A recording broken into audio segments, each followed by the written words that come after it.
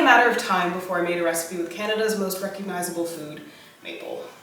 Maple sap is turned into syrup by boiling it. It takes about 45 liters of sap to make just 1 liter of syrup and can further be refined into sugar granules if desired. Trail refers to this as homemade sugar, and while it could be produced locally, the labor required was more than what most settlers were willing to put in. Welcome to the Backwoods Kitchen. I'm your host, Holly Bennison, and on today's episode, I'll be baking a batch of common bush tea cakes from the Female Emigrant's Guide. Maple syrup and sugar weren't just innocuous ingredients on a pantry shelf or a trading item.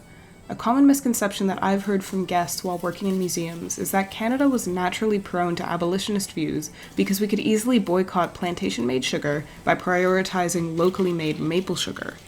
As early as 1824, American farming manuals were pointing out this connection as well, with one author stating that, as good white sugar can be made of maple as of cane sugar, what a value would not be added to it by the reflection upon the different manner in which these kinds of sugar are produced.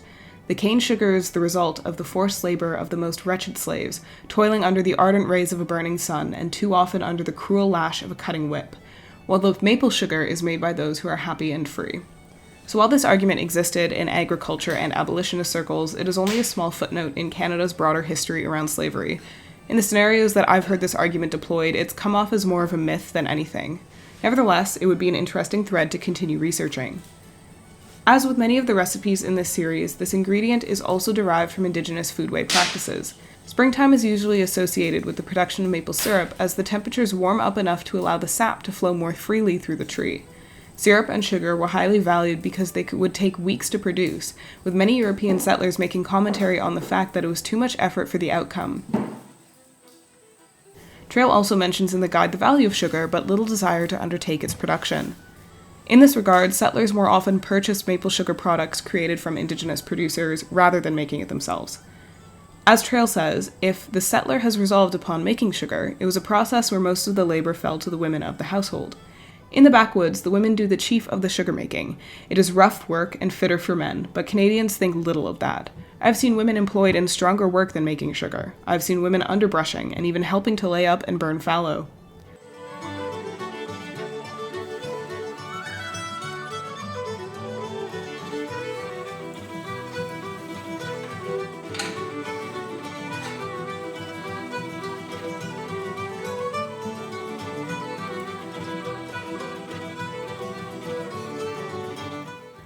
The beauty of having maple sugar on hand is that you can use it as a sweetener all throughout the year, even to make cookies in the winter.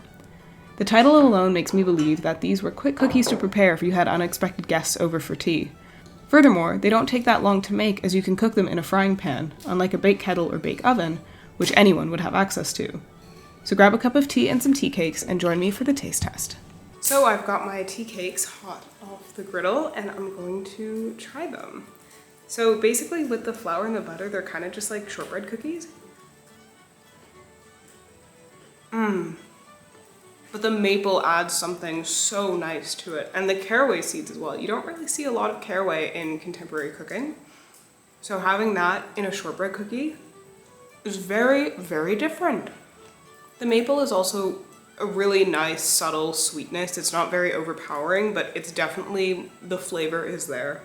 Cheers to winter baking, and thank you for joining me on today's episode. Hope to see you again soon.